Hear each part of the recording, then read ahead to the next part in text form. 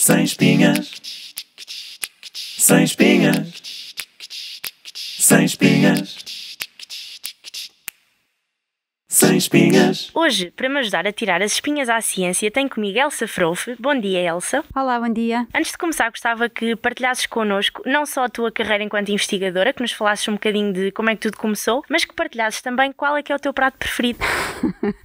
Então, eu sou Elsa Frouf e eu sou a investigadora principal do Grupo de Ecologia e Evolução Aquática do CIMAR. O meu prato favorito, um dos pratos favoritos, são as amêijoas à bolhão-pato. Trabalho há muitos anos na área da biodiversidade, da diversidade genética e a conservação de organismos aquáticos. Nos últimos anos tenho-me focado mais nos organismos extremamente interessantes que eu acho que pouca gente conhece, que são os chamados mexilhões de água doce. E esses vão ser os protagonistas deste episódio. As espécies de água doce são relativamente menos faladas do que as espécies de água salgada e, portanto, hoje nós vamos lhe dar tempo de antena porque elas também merecem. E vamos já começar por aí. Eu quero que tu expliques qual é que é a diferença, ou a grande diferença, entre os mexilhões de água doce e os mexilhões do mar. E fales talvez de algumas características que consideres interessantes sobre a espécie. Ok. Os bivalves de água doce são, como o nome indica, também bivalves. Portanto, são moluscos, são bivalves, o que quer dizer que têm um corpo mole e que são protegidos por duas conchas. Por exemplo, ao contrário, sei lá, das lapas, que todos conhecemos, só têm uma concha, não é? Os bivalves têm duas. A grande diferença é o habitat. Os bivalves de água doce só existem em ecossistemas de água doce, enquanto que os marinhos só existem nos habitats marinhos, não é? No mar. De facto, eu acho que a grande maioria das pessoas, se não todas as pessoas, já viram pelo menos uma vez na vida um mexilhão do mar e pouquíssimas são as pessoas que já tenham visto um mexilhão de água doce. Eu trabalho com estes organismos há cerca de 11 anos e quando submeti o primeiro projeto para estudar estes organismos,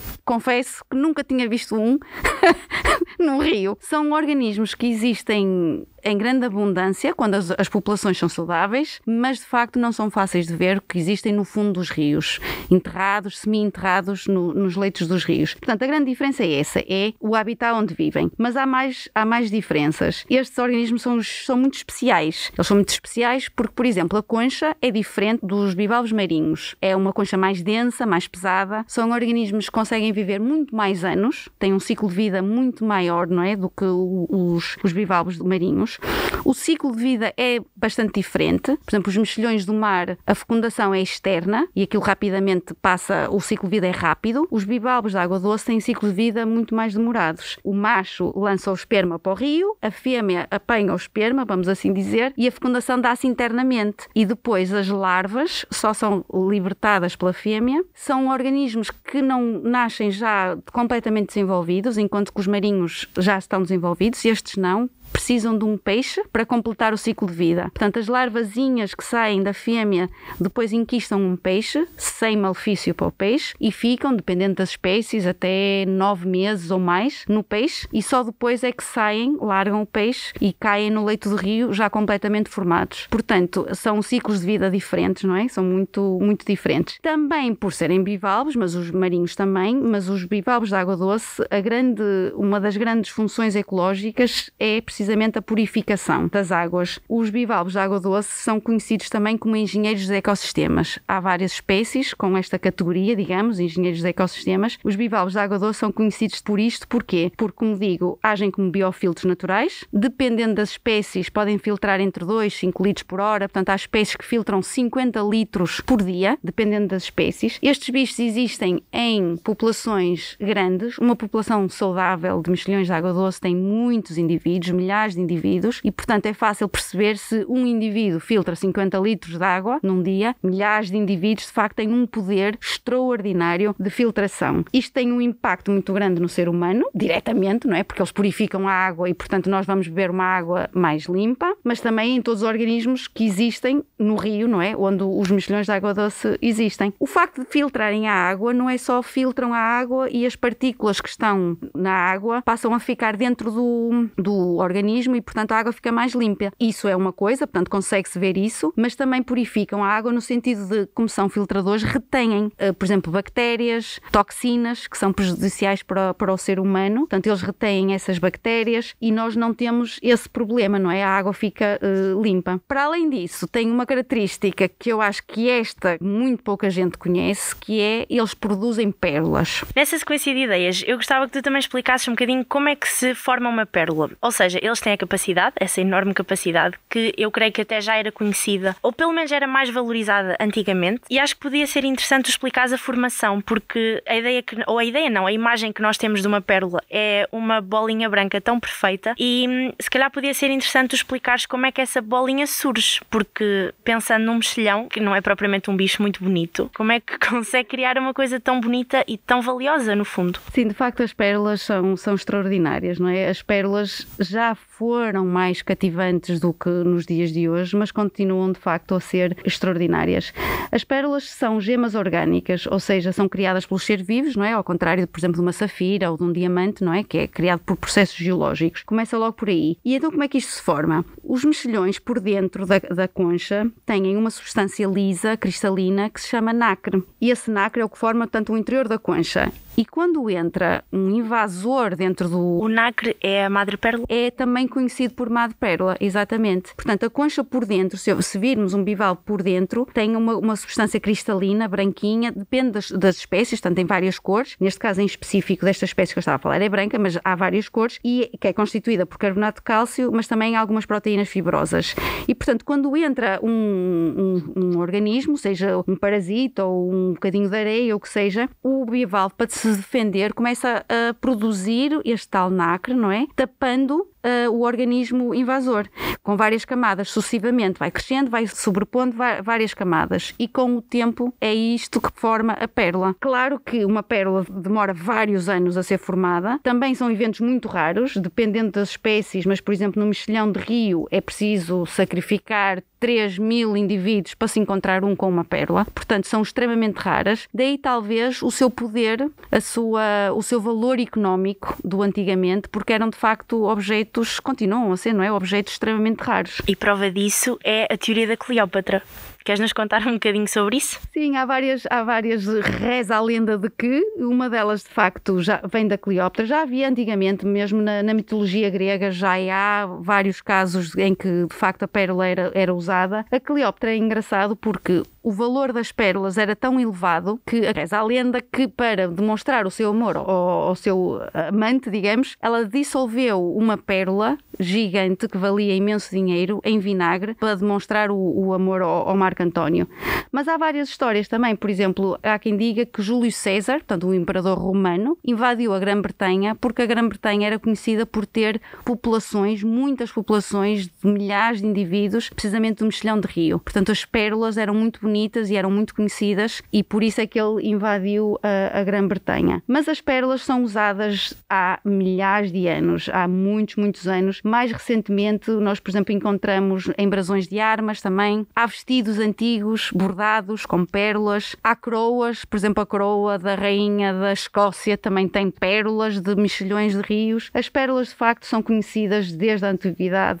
Durante muito tempo foram sempre usadas. Agora vamos passar um bocadinho para o teu trabalho de campo, porque tu és uma investigadora que também faz trabalho de campo, e eu gostava que tu nos explicasses quais é que são as condições que tu, enquanto investigadora, encontras durante esse trabalho, e o que é que a tua observação dos mexilhões de rio te dizem sobre o efeito das alterações climáticas. Sim, de facto, apesar de não fazer muito, vou fazendo algum trabalho de campo, vejo diferenças, de facto, vejo diferenças no habitat. Nós começamos por fazer trabalho de campo primeiro para um levantamento das espécies e do número de indivíduos e onde é que as espécies existem, portanto caracterizar o habitat das espécies de mexilhões que existem em Portugal, e mais recentemente tive um projeto aprovado em que nós queremos estudar o impacto das alterações climáticas na biodiversidade da água doce, e vamos usar então os mexilhões de água doce como um modelo. E o que é que eu tenho observado? Que de facto há menos poluição visível, não é? Os rios estão ligeiramente melhores, mais limpos, mas continua a haver muita poluição na mesma. Eu continuo a encontrar muitos sítios degradados, com muitos plásticos, com muitos produtos químicos, habitats muito degradados, e mesmo os que não estão degradados, ou os que estão menos degradados, no sul do país há os rios que são chamados rios intermitentes, são os rios tipicamente mediterrâneos, não é? Portanto, com pouca água durante o verão, no inverno tem mais água, no verão secam quase totalmente e nestes últimos anos, de facto, as temperaturas desses rios são muito mais elevadas. A água atinge uma temperatura muito alta, há uma maior evaporação e, portanto, eu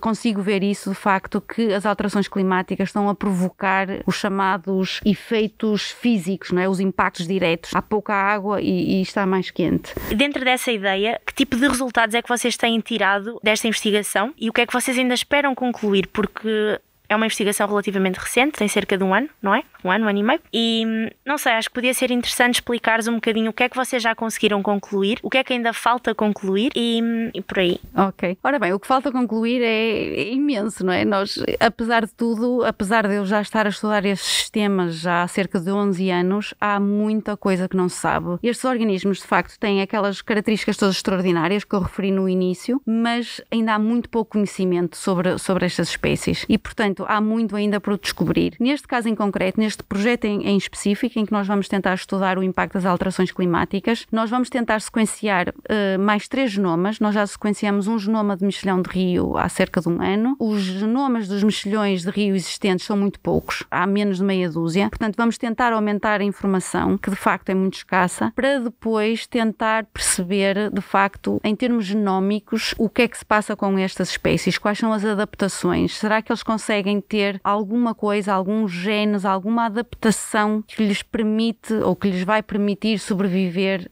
aos impactos que nós, humanos, estamos a causar? Portanto, a partir do momento em que conseguimos ter um genoma, podemos fazer uma data de perguntas sobre a informação que vamos ter. Por exemplo, esta da adaptação às alterações, podemos tentar perceber melhor esta coisa do ciclo de vida que eu expliquei no início, porque é que estes animais precisam de um peixe hospedeiro para completar o ciclo de vida. É extremamente interessante do ponto de vista biológico, porque, como disse, o bivalve morde o peixe, fica preso nas guelras, mas não mata o peixe não morre, não é? Mas, para isso acontecer, o bivalve tem que, vamos dizer, dar informação ao peixe que não é um inimigo, não é? O peixe faz uma cápsula, o bivalve pequenino nas guelras fica encapsulado, mas não morre. O peixe não mata o bivalve e o bivalve não mata o peixe. Portanto, há aqui uma data de processos da parte da imunologia que podem ser estudados depois quando tivermos o genoma, que nos vão permitir, por exemplo, da parte do peixe, poder também experimentar, fazer estudos e perceber porque é que os peixes reagem assim, em termos, por exemplo, da aquacultura. Também em termos da aquacultura, por exemplo, uma coisa que podíamos ver era exatamente este poder de filtração muito elevado que os bivalves têm. Nós podíamos tentar também ver até que ponto já há alguns estudos feitos e já há algumas coisas concretas, por exemplo, com as ostras marinhas, em que se faz na aquacultura que se usam as ostras precisamente pelo seu poder de filtração. Outra coisa que, por exemplo, também me ocorre é precisamente a pérola, o estudo de como de facto aparece a pérola em termos moleculares. Há uma data de sem fim de perguntas que se podem fazer depois de termos essa informação. A cor da madre pérola, ou seja, do revestimento interior do mexilhão, tem a ver de alguma forma com o genoma? É como se fosse, por exemplo, o nosso tom de pele? Tem a ver com as características também do rio. As espécies têm uma capacidade muito grande mudam de cor com as características do habitat onde estão, o que se vai refletir em muitas coisas, não só na cor, mas também, por exemplo, na espessura da própria concha. Mas tem a ver com o que é em concreto? Minerais? Exatamente, sim. Por exemplo, uma das diferenças grandes entre os do rio e os do mar, enquanto que os mexilhões do mar têm umas conchas muito fininhas, portanto o nacre, a madre pérola, é uma camada muito fininha. Nas dos mexilhões de água doce, essa camada é muito mais grossa. Mas isso é uma coisa interessante, porque nós no dia fomos à praia da Aguda e estávamos a caminhar por cima dos mexilhões e eu estava a dizer à Eunice que estava com medo de, não sei, aquela questão de estamos a pisá-los mesmo com força e eles não quebram, sabes? E porquê é que a concha dos mexilhões consegue ser tão resistente? É muito resistente, a madre pérola é das substâncias mais resistentes que existem, de facto. Aquilo basicamente é uma conjunção entre o carbonato de cálcio e uma data de proteínas fibrosas. Mas de facto sim, é muito resistente. E era o que eu estava a dizer, os mexilhões do rio ainda são mais grossos, a concha é muito grossa e por isso eles eram usados antigamente, por exemplo, para fazer botões. A parte de dentro, não é? A madre pérola, alguém ainda há de lembrar, há botões feitos de madre pérola. Antigamente faziam-se os botões com madre pérola, precisamente por causa disso. São substâncias duras e duráveis. Curiosamente, uma das coisas que mais me fascina em conversar contigo sobre mexilhões de água doce é o facto de nós efetivamente não pensarmos sobre eles da da mesma forma que pensamos, por exemplo, sobre mexilhões de água salgada, e isto é uma ideia que nós já conversámos anteriormente, que é o facto das pessoas procurarem muito mais informação sobre mar,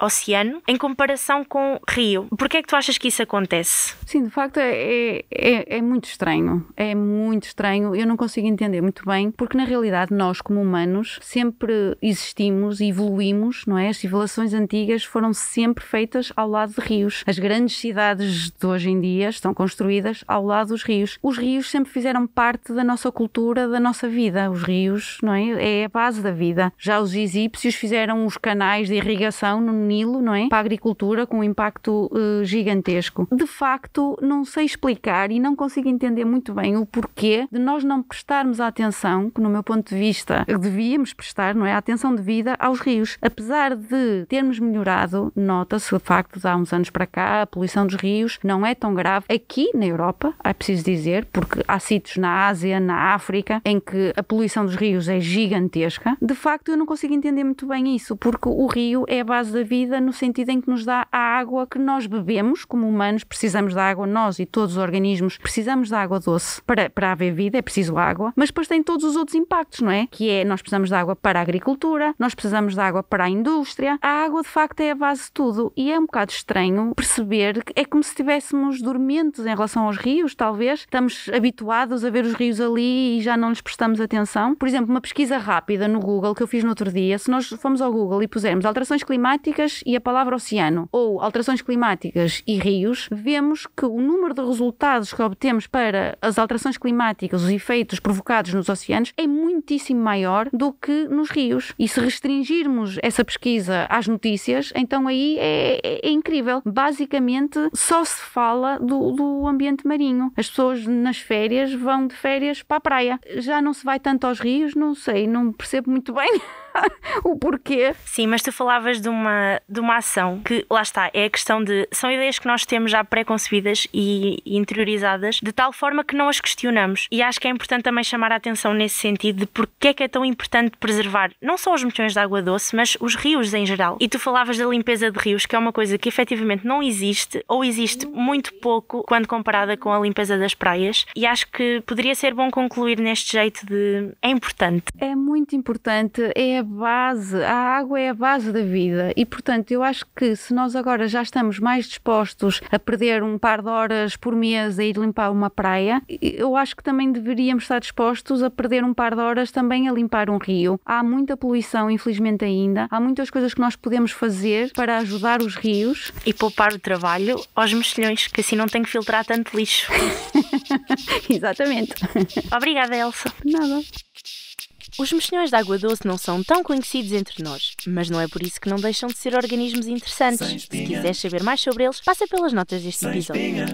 Temos encontro marcado no próximo episódio e até lá não se esqueçam de procurar viver uma vida sem espinhas. O Sem Espinhas é um projeto apoiado e referenciado pela década do Oceano e do Desenvolvimento Sustentável das Nações Unidas.